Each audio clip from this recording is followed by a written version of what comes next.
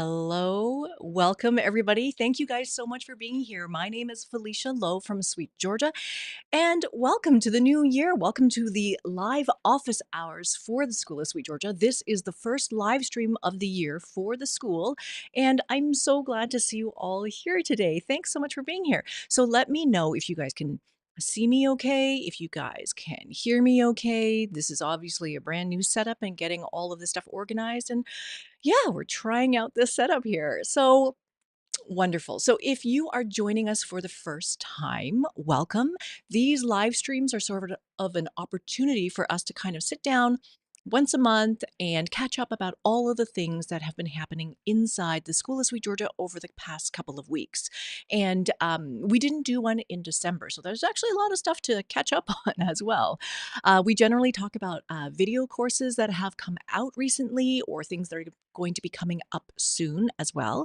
And we're going to be talking about upcoming events, upcoming meetings, and all of those kinds of things.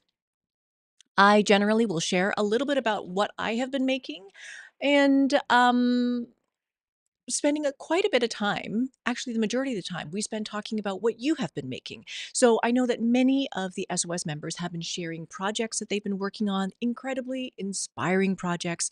They share progress of what they've been learning, what they've been doing inside the school. And so this live stream gives us an opportunity to sort of celebrate what people have been making, everybody's sort of progress and success. So these live streams tend to be about an hour long. Today's might be longer, actually, because we have a lot of stuff to catch up on and we have a lot of stuff to talk about for the new year.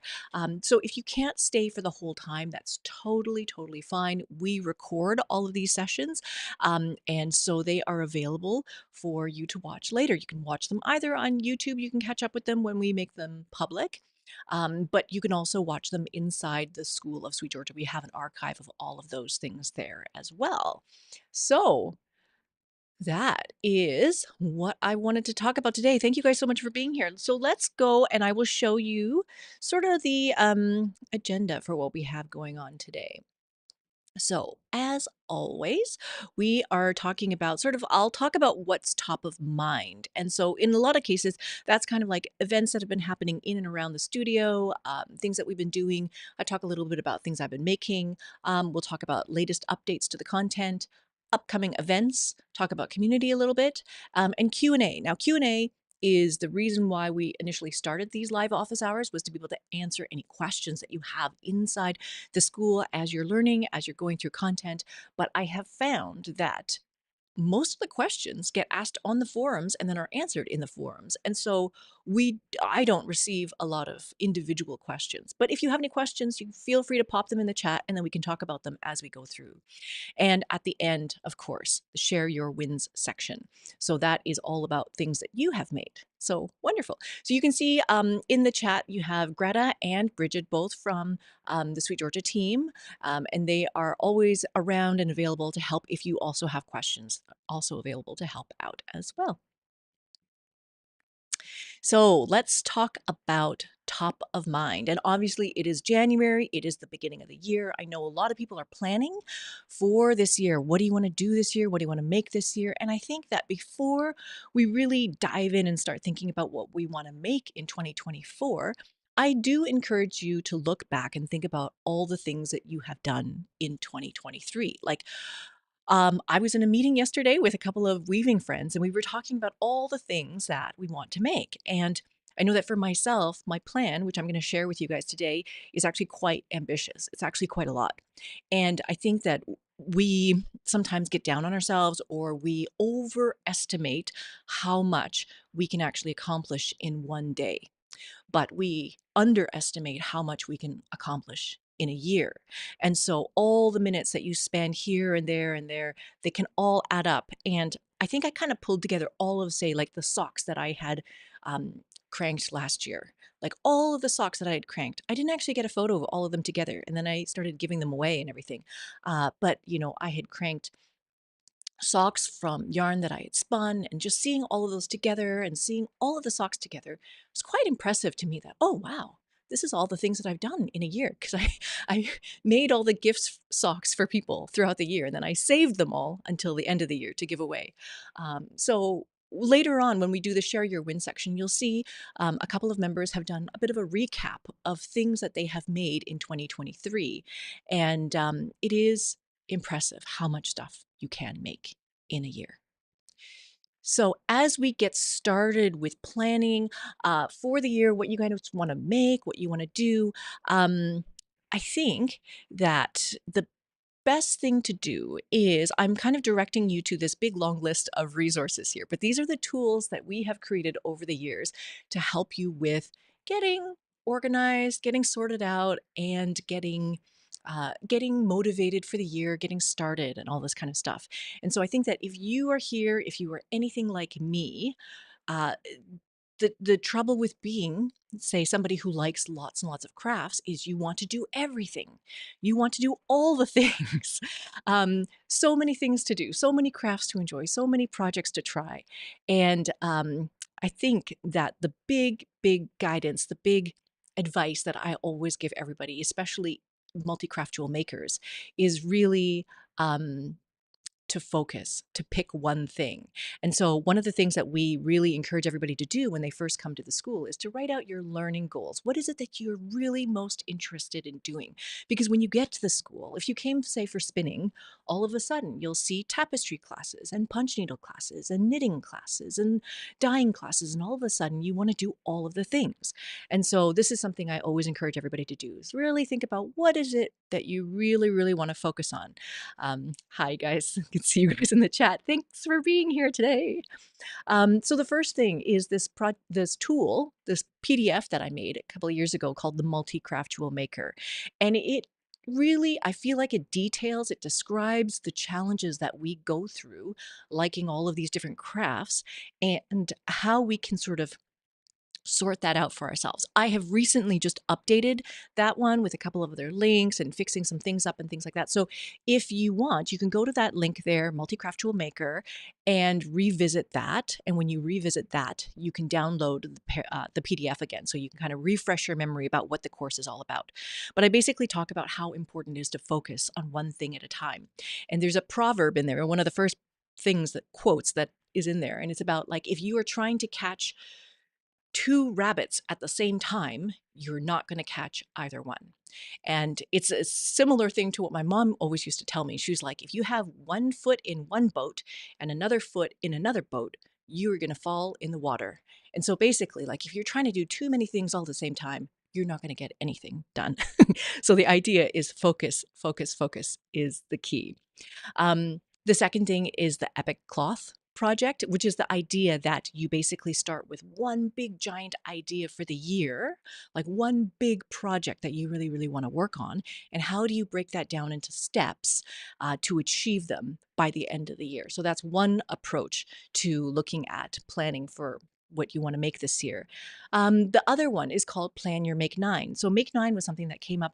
It's kind of like an Instagram thing where by the end of the year, you can put together a grid of your 9 most best, well loved, whatever it is, like your best posts of the year. And so for a lot of people who knit or make things, that grid of 9 is like the 9 projects that they made that were super awesome, that they finished, blah, blah, blah. So if you can imagine, you're here in January or the beginning of the year now. What do you want that grid of 9 items to look like at the end of the year? What 9 things would you make over the course of the year? So that way, by the time you get to December, you can say, look at these amazing things that I have created. So that's another way to approach the making for this year. And then finally, last year, I did 2 live stream sessions where I talked a little bit about how I organize my time and how I organize sort of my making. And so one of them is the time blocking session that I did, where I talked about like creating your ideal week, figuring out like where do you actually have time to spend on your crafts, and how are you going to block out that time so that you can be really productive with that time so that it's not gone. Like really say that this time is sacred, this is the time that I spend making things. So that's about the time blocking one. And the second one is about building a documentation system. So lots of people have different systems for what they use for keeping track of the things that they make, but in my case I'm keeping track in a online database system called ClickUp. So you guys can take a look at those two live streams as well. Now, I wanted to share with you guys this. So, I recently got this book. I've been reading this book. I got it for Christmas. I got it for Christmas by members of the team here at Sweet Georgia, and it is a fantastic book.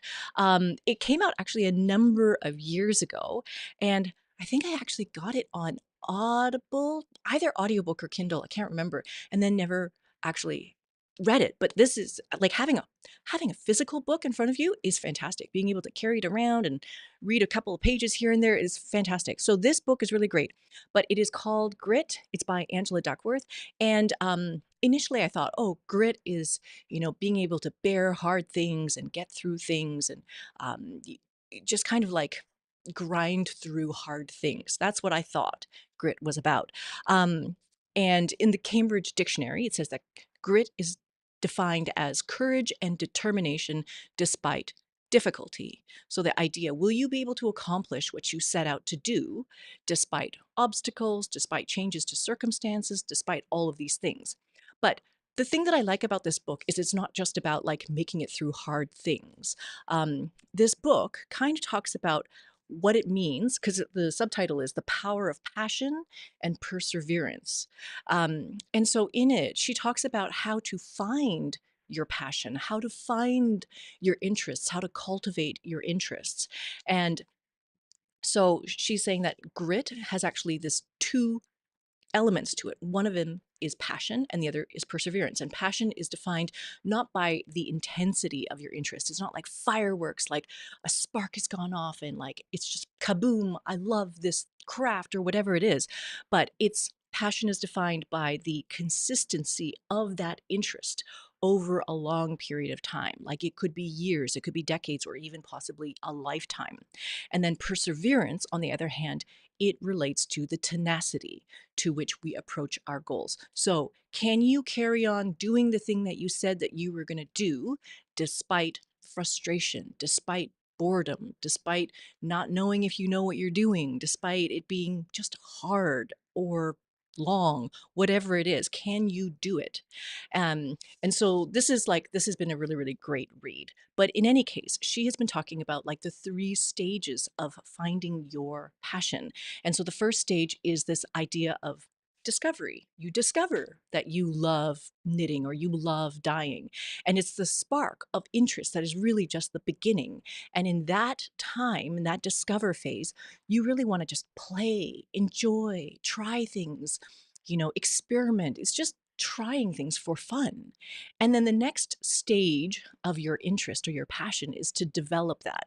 Like, then you're getting into learning different techniques and growing your skills, becoming more proficient, becoming faster at it, whatever it is. And then testing, like a lot of the things that we talk about in the school, like sampling, weaving a small sample. Do you like the fabric? Try it again, try it again. So this is kind of like repeating and repeating, repeating. And then the third phase is this idea of deepening. So this is like lifelong learning. We're talking about spending your whole life exploring something. So like I just wrote that class on Crackle that's coming out later this year, and I was reading a book by a woman who literally devoted her entire life to the study of weaving Crackle.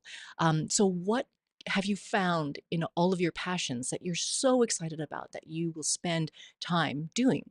And then she talks about deliberate practice. So that is like really focusing on doing the same activity over and over and over again, but thinking about like, what can I improve on this time?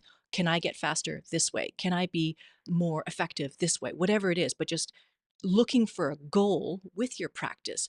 And some of practice is not necessarily fun or exciting or there's no fireworks or anything like that, but people who really, really are passionate about something and are willing to persevere will do this practice to then, at the end of the day, be able to achieve some sort of mastery. So sometimes I think that it's really important to kind of have an idea of where you are in these stages of your relationship with your crafts. Because if you're in a discover phase of, say, spinning, like you've just figured out how to spin with a support spindle and you've seen colors being transformed and it's amazing, that's wonderful, that's great. And what you need is to play and try different fibers and just play. And so then if I'm spending a lot of time saying, I'm practicing this draft and then practicing this draft, it really might not be what you want to hear. So you really have to kind of look at what do you need in each one of these situations. Okay. So that's kind of like what I'm looking at. Um, so looking at those three stages, the first, oh, actually, one last thing that I wanted to mention is that there is a quote in the book on page 67. It says, "We have to face the fact that time and energy are limited. Any successful person has to decide what to do in part by deciding what not to do." And so, like we said, in the school, you're going to find all these different crafts. Which ones will you focus on, and which ones will you just kind of have in the background for now? And so, I'm going to share with you the things that I'm hoping to focus on. And you can see, it's still four things. Um, well, it's actually more like two things, and then well, we'll talk about it. It's actually, yeah, it's these things. So, my personal focus for this year is that I'm going to spend some time really in the discover phase of looking at a lot of this weaving. So, trying to discover new weave structures that I haven't done before. So, like waffle weave right now, looking at double weave, which we did last year, double weave in plain weave. Now I'm gonna try double weave with twill, and then also summer and winter blocks. That's a class that I am coming out with this year, but I want to weave a lot of the projects for that class. And so all of these things, trying to become really, really, really proficient with all of the steps of weaving, getting really good at all of the steps, threading, dressing the loom, all of that stuff. The second thing is machine knitting. And we can talk so much more about machine knitting and hand knitting and all these kinds of things. But really, I want to develop my skills at the machine so that I am confident about what I'm doing, so that I know that I can achieve something, but then also that I can take more pieces to completion. So, in the past couple of years, I have been making a lot of swatches and trying a lot of things, blending a lot of things, but not actually making anything. And so I would like for this year to be able to take more pieces to actual completion. And then finally, color and design. So I'm going to be teaching a class next year about how to design with color, how we're going to design stripes, how do we design plaids, the history of tartan. Really just like deep diving into color and color that could be used either in weaving, it also could be used in knitting, could be used in all sorts of things. And then playing with things like hand dyed color. Like I've been really wanting to do hand dyed warps for a long, long time. So, really wanting to do that this year. And then finally, spinning is kind of like in the background because it is just I just want to have a habit of doing it, a habit of making the yarn so that I can have it for all of these other projects. I don't know, you guys may know Sarah Lamb, who is a spinner and a weaver in California. And her whole practice was devoted to silk. And I remember taking a workshop with her to learn how to spin silk. And she said she got up every morning and she spun for 2 hours every day to make all of the silk yardage that then she dyed and then wove into like silk kimonos for herself. So it was really, really quite amazing. But the idea of being able to build a consistent habit, that's kind of like where I would like to go. So I kind of want to do this in a Make Nine sort of way. And if you follow the Make Nine workbook that you can get on the school and you can download that, it's done in a slightly different way. But this is kind of how I have been envisioning it. And so what I did was I took those four things that I talked about wanting to do, like weaving, spinning, machine knitting, color and design, and I kind of allocated them to squares. Like I want probably about half of my time, I want to do weaving things, and about like a quarter of the time, maybe do machine knitting things, something like that. So very, very rough guide. Initially, I worked this out on paper in a journal and then tried to make it nice. But I'm trying to make it clear so everybody can understand what's going on. So that's step one, kind of like distributing these focuses into the 9 squares. And then I started to define projects for each one of these focuses. So for weaving, said I want to do summer and winter in blocks, do waffle weave, do hand painted warps, do double weave twill on 8 shafts. And so when you start to see that there are 9 things that you want to achieve, and there's 4 of them that are weaving things, then it actually doesn't make it possible to add in other things. Like I can't say, "Oh, I'm also gonna weave a crackle sample this week. Oh, yesterday in my weaving meeting, say Rachel, Rachel wove these beautiful scarves that were overshot with like sock yarn. And I was like, maybe I should make some of those. Oh, but where would that fit on my list of things to do? Because I already have a lot of stuff to do. And then dish towels, kitchen towels. Oh yeah, where would those go? You just can't do everything. So it's really important, kind of like break it down. Spinning, I'm spinning and knitting for the night shift shawl. That's kind of ongoing. Maybe spin and knit for another sweater. I have the color and design thing there, the machine knitting thing. And then the last machine knitting thing is CSM ribbed socks. That's not like I want the sock. I kind of don't really, I'm not fussed about the sock. I want to know how to do the technique. And so Robin, who's also here on the chat, she's also a moderator in the School of Sweet Georgia. Robin has been talking to me about like when we're planning our Make 9, not every single grid square needs to be a project. It doesn't have to be a finished thing at the end of the day. It can be a skill. Like by the end of the year, you have a skill that you have that you can keep with you forever and ever. So that's kind of like what I'm looking at as well. Yes. And then planning ahead for your Make 9 for holiday gifts, I think is very important. That would be good if I could plan that far ahead. Then I this is probably optional, but I started to identify the stage for each thing that I'm doing. So, in terms of like waffle weave, I know that that is kind of like I'm in a discover phase for that. So, I'm going to play with waffle. I'm going to try different things. I'm sampling. I'm just seeing what does yarn do? What does color do? How deep you make the waffle holes? What does that look like? All of that kind of stuff, just playing with it. And then with some of these other crafts, it's like if I wanted to spin and knit for another sweater, I want to get really, really good at my skill, the feeling of the fiber between my fingers in order to make the exact yarn that I want to make and be able to do that really, really well. So this is just a way of doing it. So that way you can look at all of your crafting with a more holistic view. Like you don't necessarily want everything to be deep, deep, hard study, right? Because it's too intense, it's too much. So you want some things to be fun, you want some things to be a little bit more intense. So you can kind of look at it that way. Then I started to assign tools and equipment to everything. Um, and this is just so that, like, if you were knitting 9 different projects and they all used like a 3.25 millimeter needle and you only had one set of needles, then you'd have to wait until the needles are done with that project in order to do something else with it. And it's the same with some of these looms. Like if I wanted to make everything on, say, like the Baby Wolf loom, I would not finish all the things. So I kind of have to figure out what's going on where in order so that I can organize myself. And then I started to kind of propose a timeline for when things could start, when things could happen.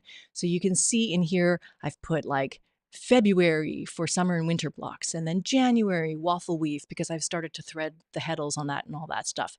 And so I'm going to show you the next grid, which looks really scary, but it is taking all of the stuff from the Make 9 and planning out the year. And so this looks super scary, but really it is about taking each one of those 9 projects and then breaking them down into smaller chunks so that I can spread them across the year. And this is like an idea from that Epic Cloth workbook that you can take a look at. But you can see here I have January, February, March. Okay, March I put in gray because half of that month is spring break for the kids. And then July, I also put in gray because half of that month we are going to be out of town. So those have to be sort of lighter months overall. And then down here, I have all of the projects that I'm going to be working on. So the summer and winter is going to be for a pattern. Double weave will end up being a pattern. The waffle weave will end up being a course. So I put like a code here, C for course. Stripes and plaids will be a course. Hand painted warps will be a workshop. And then these 4 items, spinning for the night shift, spinning for a sweater, these are all say F, and that just means they're for fun. So I have about half of the things are for fun, about half of the things are things with actual deadlines and due dates that I should pay attention to. So, like, say, the course in summer and winter is supposed to launch around July. So, a lot of the things that I'm trying to do, I have to have it ready for July to launch. Okay. So this is taking, say like a dish towel project and breaking it down into I'm winding the warps in January, dressing the loom in February, then I'm weaving in March and I'm weaving in April, then I'm taking photography in May, and so on and so on and so on. And kind of like looking horizontally across each one of these rows to make sure that I'm going to finish the project by the launch deadline that's required. So typically, when we do things for the school, the filming happens 4 months before we launch, and then the patterns in the workbook are done 2 months before we launch. And we have this buffer because just in case, somebody catches a cold or something like that and is out for a week, whatever it is, we kind of we need that time, that extra time just in case.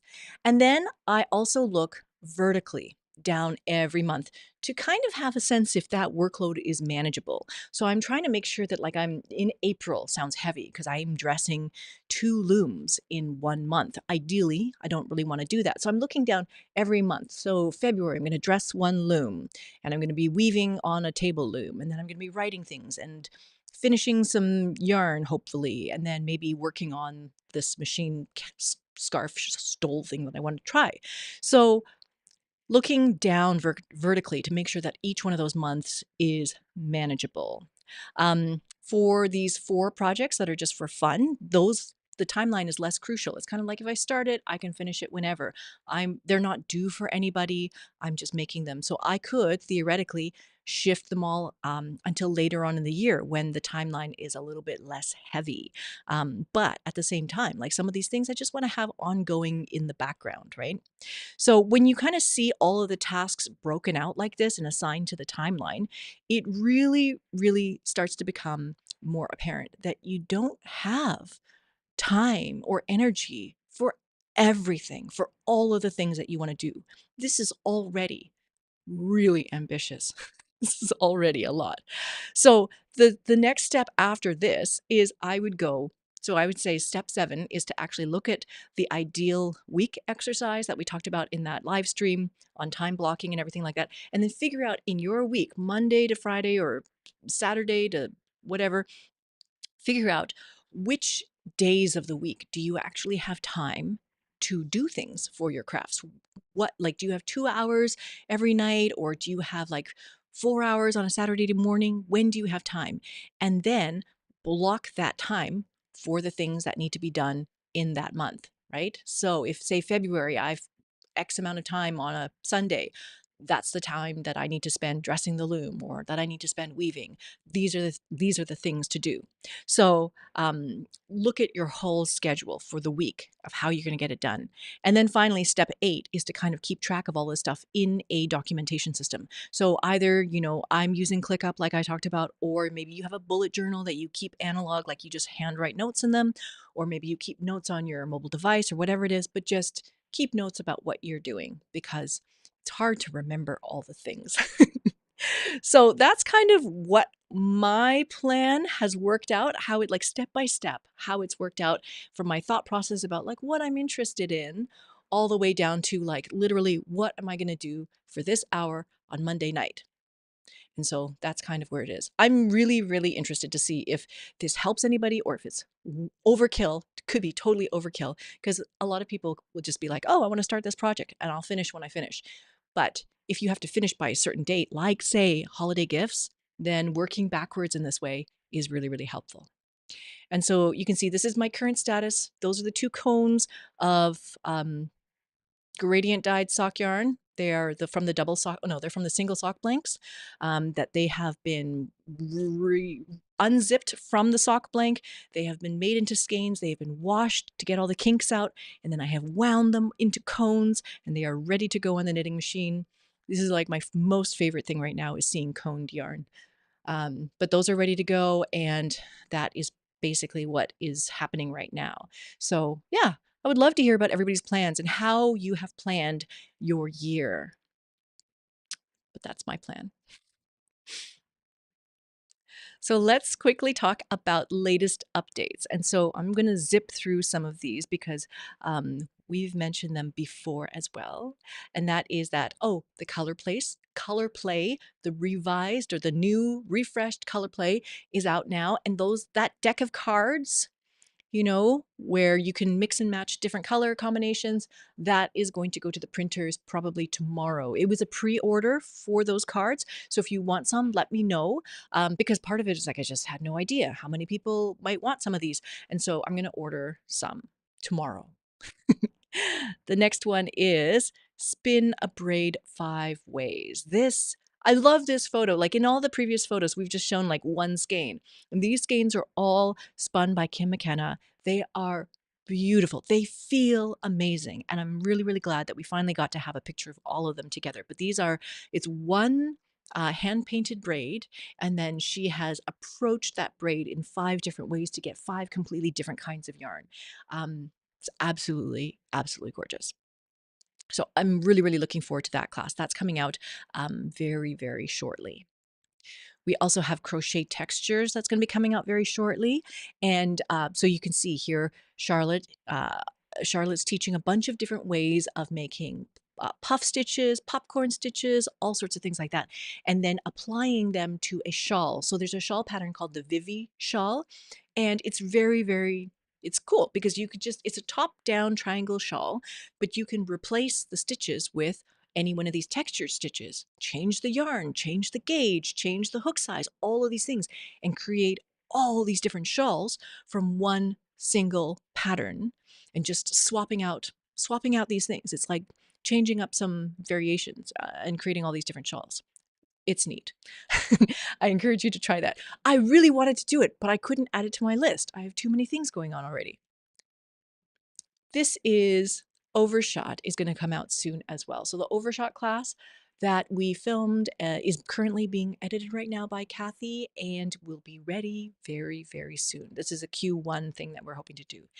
And because we filmed Overshot, Crackle, and Summer Winter in very, very like close together, I have photos that I can share with you, but these are going to be coming a little bit later on this year. So this is a photo from our Crackle class as we were weaving something.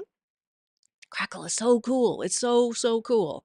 I'm really, really looking forward to sharing this all with you. But that is a really fun sample from the Crackle course.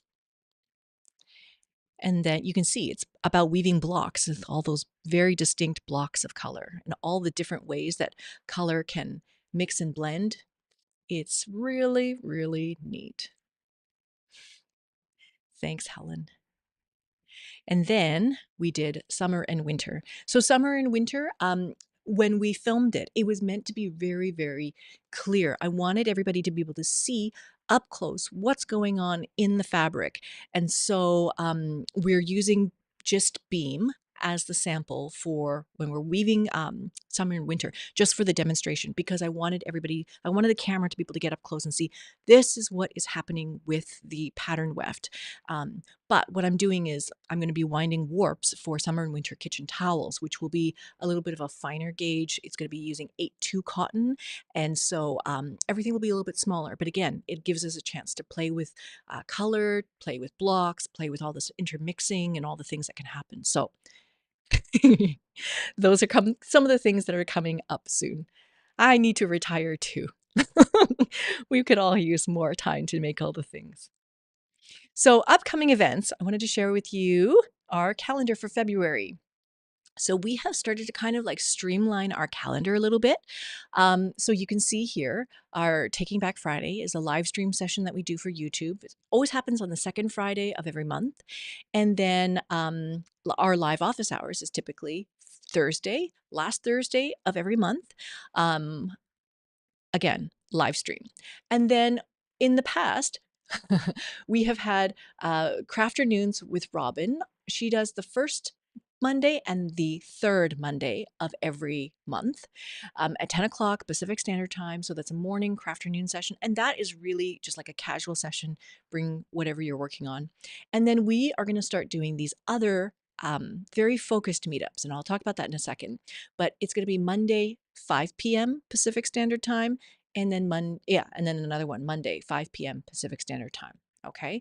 So we've cleaned up a bunch of the other things and we moved away from doing like the virtual co-working sessions and the Saturday sessions because we really, really want to focus and help people focus on the things that they're interested in. So I'm going to talk about that in a second here. Can I go here? Yeah. Okay.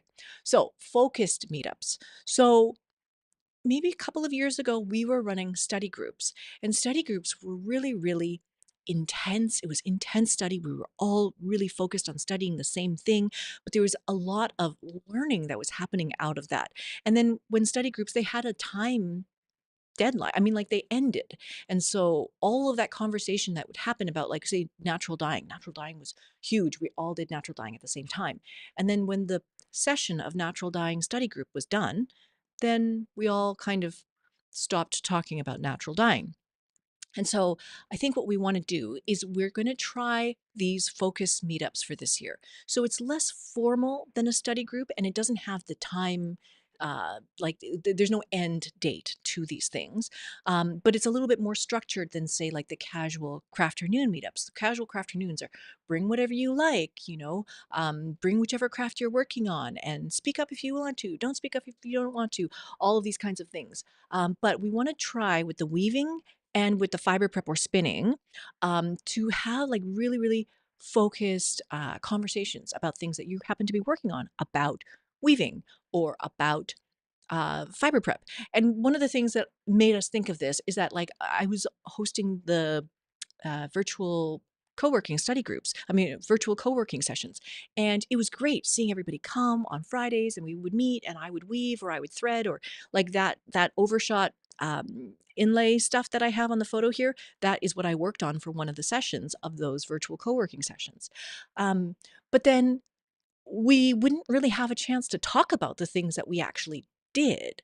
So it would be nice to be able to have like a longer conversation about what are we actually weaving, and do we have questions about what we're weaving, and is there something weird about something that I read in whatever book about weaving. So that's what these times are going to be about. And so they're in the evening because we wanted to try to have some other times that would work for different people.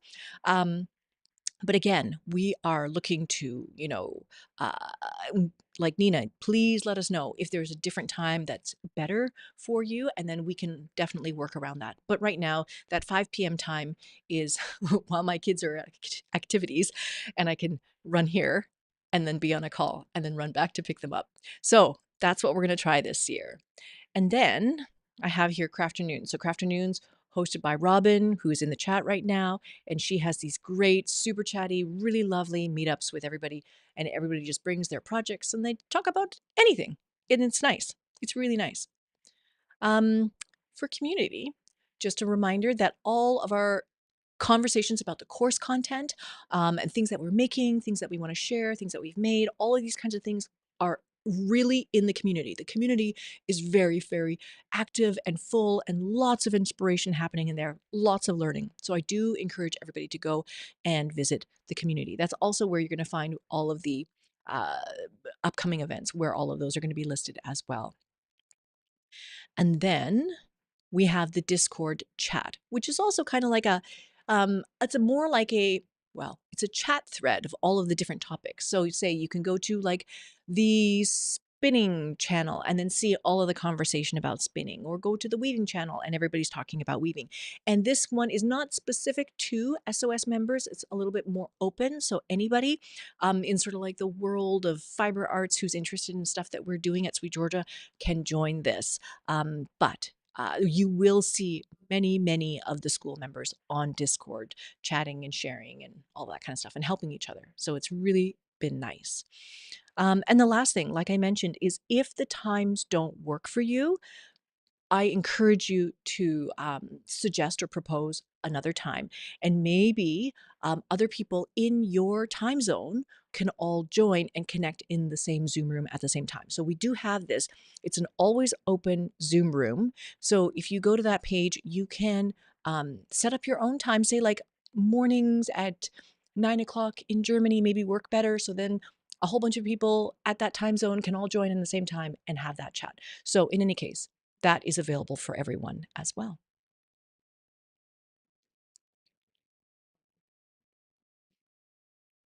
And this is the stuff that I wanted to share with you guys about what you have all been making inside the school and what you've been sharing. So, the very first step is, because this class just was released in December, I wanted to share this. This is by Pearl. She made the amigurumi, the crochet amigurumi polar bear here. So Polly the polar bear. So Pearl says that she had some leftover Lion Brand white worsted in her stash, and so she made Polly during the crafternoons. And she didn't have any beads or glue gun, so she stitched the eyes with yarn. And so you can see Polly with the other gnomes. These are all knitted gnomes, so cute, but they're all together. And so that is from this course here that just came out in December. So that is the amigurumi crocheting basic shapes. And in that course, there's a whole bunch of cute little animals that can be made just by learning how to create these shapes. There's also a number of other posts in the forums about like making bowls. I think Kathleen made a couple of bowls with crochet. So there's lots and lots of stuff going on inside the forums. I couldn't post them all, unfortunately. This one is Jessica's 2023 making recap. So this is one of the things I talked about at the beginning, is like looking back at all of the things that you managed to achieve over a year.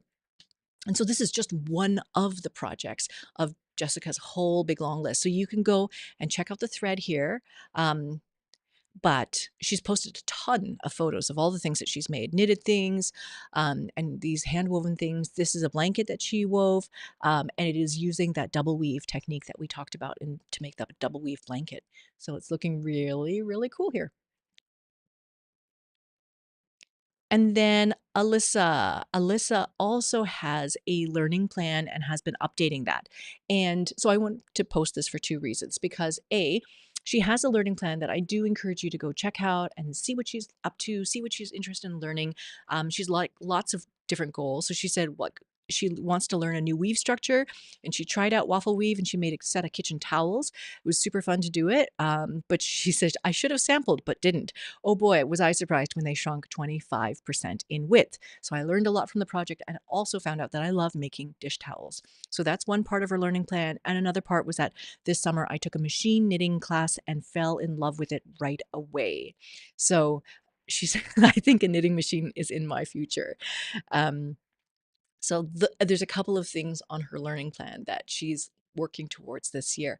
But I also wanted to post this because this is the night shift shawl that I keep talking about making. So I am about that far. I may be about like 3/4 of the way. That's much, and I'm spinning the rest of the yarn to add to the shawl.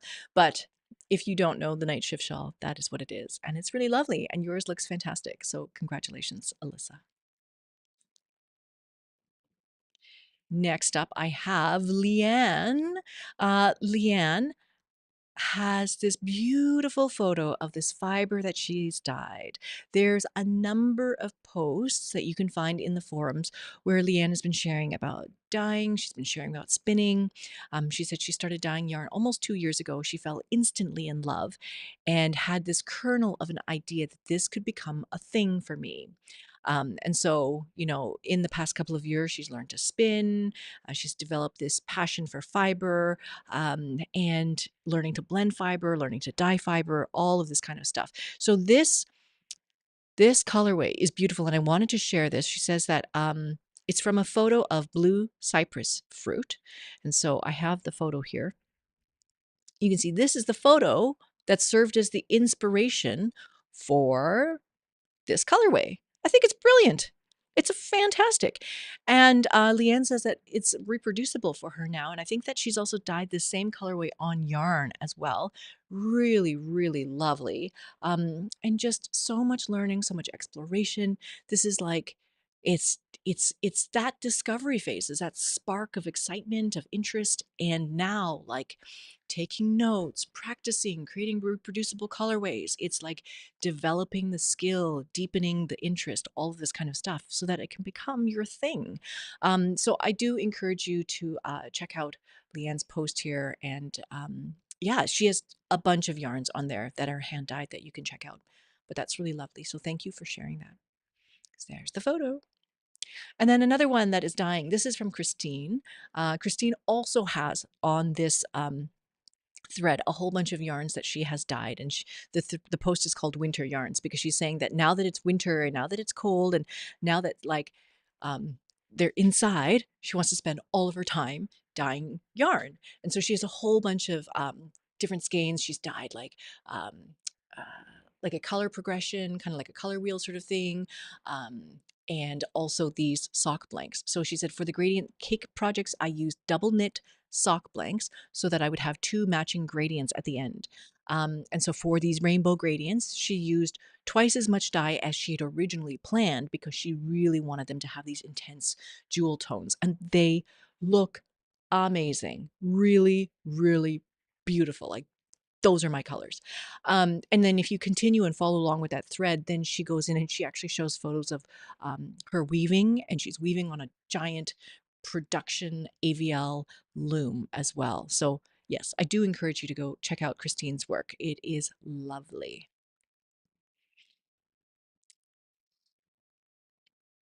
And then this is Nicole. Nicole B has been spinning a ton. And so it's so great to see the handspun being used. And this pattern is so cool. So this is honeycomb brioche. And I think that the neck warmer, I think that you maybe knit it really long and then you connect the two ends, you connect the two short ends, and then it becomes a cowl like that.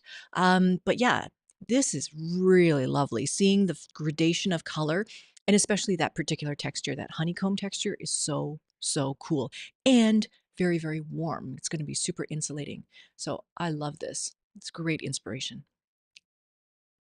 And then, um, because in a couple of, maybe, I think it was like the last time that we had this live office hours, I think Kate's husband also made the sectional warp beam for her loom, and has now made a spool rack, a DIY spool rack modeled on the Leclerc one. And she says it's just like a couple of bucks for metal rods, right? Oh, here, these metal rods, getting a whole bunch of metal rods, and then a bunch of screw eyes, which are here, right? You can kind of see it, and then a bunch of pieces of scrap lumber, and then just putting it all together and then making a spool rack. Absolutely fantastic. So, so handy. So, sectional warping, and there's another photo if you follow the thread, there's another photo where all of the yarn is actually winding onto her loom right now as well. And it looks like there's a yarn yardage counter down here as well. Very, very cool. Congratulations. I think it's so, so amazing to be able to be handy and make all the things that you need. I love it. And here, this is Elia's first uh, multi-shaft weaving sampler. So this is from that course that we have, multi-shaft weaving basics. It's a very, very, very easy project to get started with. I think it's like 80 ends across and using a DK weight yarn. And it's it's for somebody in that discover phase who can just play, just try. What happens if you do this? What happens if you do this? You know, looking at the colors and how you add stripes into the weft. What happens to the colors when you do that? So it's a really, really fun piece to just experiment. And so here's the sampler. I enjoyed the color and the process and the color adaptations.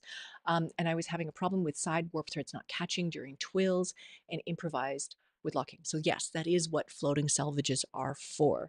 So because you're starting to experiment with it and realizing that when you weave a twill, a 4-shaft twill or something like that, depending on where you start, your shuttle, and which shaft you're opening, and all this kind of stuff, it is very possible that you might not catch all of the farthest ends of your fabric. And so, for that reason, having floating selvages is really helpful. Or, like I did in that course, in the videos of that course, I kind of just manually went around the outermost warp thread of that piece. So, in any case, that is what that is. But it looks really cool. Looks like you had lots of fun with it. And then the next one I have here is mini loom bookmarks. So this is Kathleen, and if you do follow her thread here, it is basically Jana Maria who teaches our tapestry classes at the school. She had something called the 12 Days of Everly Yarn Workshop, and so it's a tiny little loom, and every day there's like a little bit of yarn that she provided, and little teaching techniques, but on a very very small scale so that you get a chance to practice. And so these are just small, tiny little projects. Yeah, just giving you an opportunity to play, discover, experiment. And so the bookmark, I don't know if the bookmark was one of the projects or if the bookmark was actually something that Kathleen sort of improvised, but this is with leftover yarn, I believe, from the project. Um, but yeah, looks absolutely fantastic. Really, really so cute and so modern. There's something about that that looks a little bit like the crook brag weaving that we did in another course. It's just that weft-faced kind of modern looking color combinations, modern rug looking. It's neat.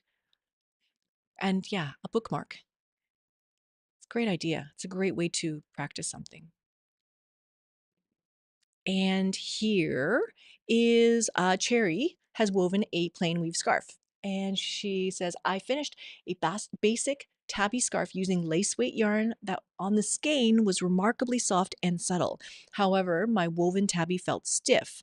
While it has softened up a bit after washing and pressing, this wool with some alpaca and silk is not nearly as soft as its fringe. And could it be because my set was too many EPI, so like too high, too dense? So I use 20 EPI for the warp set. And so I do encourage you, if you're weaving, I encourage you to go and check out the whole thread. There's a lot of conversation on that about, what could be done differently, maybe opening it up, maybe sampling, like lots of different things in order to generate the feel that you want in the fabric. But it looks absolutely lovely. And yeah, these are just the things. Sample and try something different next time, but it's really, really lovely. I do love it. And this is the last project to share with you guys today. This is Amber's first pair of socks. And so she says, these are my first pair of completed socks. I am very excited about getting them done. I had been struggling with socks for a bit, and now that I have worked it out as to which tools work best for me, they are a breeze. So that is fantastic. So if you wanted to learn how to knit socks this year for the first time ever, I do encourage you to go to this course, the custom top-down socks for beginners. That's kind of like our first socks. Um, yeah, kind of starting at the cuff and then knitting all the way down, doing the heel, like turning the heel, knitting the foot, and then closing off at the toe side. And that's a really lovely way to do it. And you can see it looks like these are, I don't know what kind of yarn that is, but it's not like it's probably from one big long ball of gradient yarn. But, like, looking back and thinking back to the double sock blank that Christine had dyed, that would be really, really good for making socks like this as well. So lots and lots of things. So that is the last slide for today. So thank you guys for being here today. Thank you for being a part of this live stream. It's always so nice to see you guys in the chat room as well. It's fantastic. Mochi Mochi saying, "Oh my god, everything is beautiful." Yes, absolutely fantastic. So thank you guys so much for being here. I would really, really love to see everybody in the forums and then just share with me what it is you want to make this year, what your plan is, how you plan to achieve that.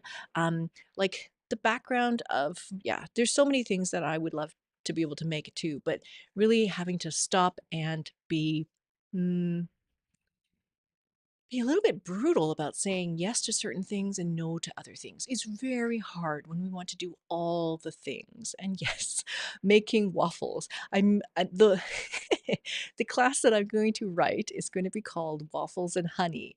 And the idea is weaving waffle weave and then weaving honeycomb. Um, and the differences between the two. And yeah, we can kind of compare and contrast. It's kind of like a way of making dimensional textured fabric, something that's insulating. Like there's so many things to talk about with waffle weave. I think it would be really, really fun, but I just want to have a course called Waffles and Honey. Yeah. So, in any case, that is our live stream for today. If you do have any questions, if you do have comments, I would love to hear them. I am always catching up on Discord and I'm popping my head in the forums and seeing what you guys are all making. But I'm really, really excited that we're back 2024, back in a new space. We're going to get this all sorted out. You can see behind me, it's somewhat set up. It's not entirely set up yet, but that's like a lot of, this is all the Ashford yarn. This is all Maurice Brassard and Ven cotton. There's some Gist duet here. The Gist beam is up here. What else can you see here? Yeah, my big loom is here. I am unsure about what we should do with the big loom. We've had many conversations about whether or not we should just sell the big loom, convert the big loom into something, put the big loom away. I don't really know. In any case, this is what it looks like today. It may not look like this next month. We will see. But thanks everybody for being here. I will see you guys in the next one. All right. Bye for now, everybody.